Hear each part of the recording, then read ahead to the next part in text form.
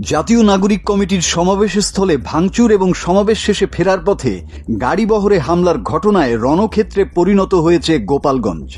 পরিস্থিতি নিয়ন্ত্রণে আনতে ১৪৪ ধারা জারি করা হয়েছে।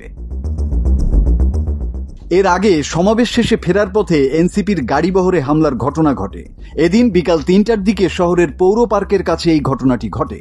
স্থানীয় আওয়ামী লীগ ও নিষিদ্ধ ঘোষিত ছাত্রলীগের নেতাকর্মীরা এই হামলা চালিয়েছে বলে অভিযোগ এনসিপির। দুপুর ২:৩০টার দিকে গোপালগঞ্জ পৌর পার্কের উন্মুক্ত মঞ্চে এনসিপির মার্চ টু গোপালগঞ্জ কর্মসূচির অংশ হিসেবে এই সমাবেশের আয়োজন করা হয়। সেখানে এনসিপির আহ্বায়ক নাহিদ ইসলাম সহ কেন্দ্রীয় নেতারা বক্তব্য দেন।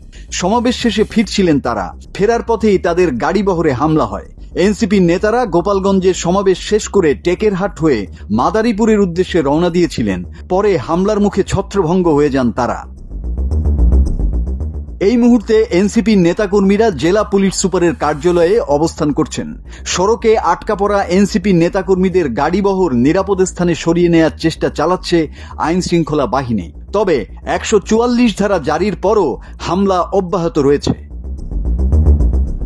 মাসুদ হাসান, বাংলা টিভি।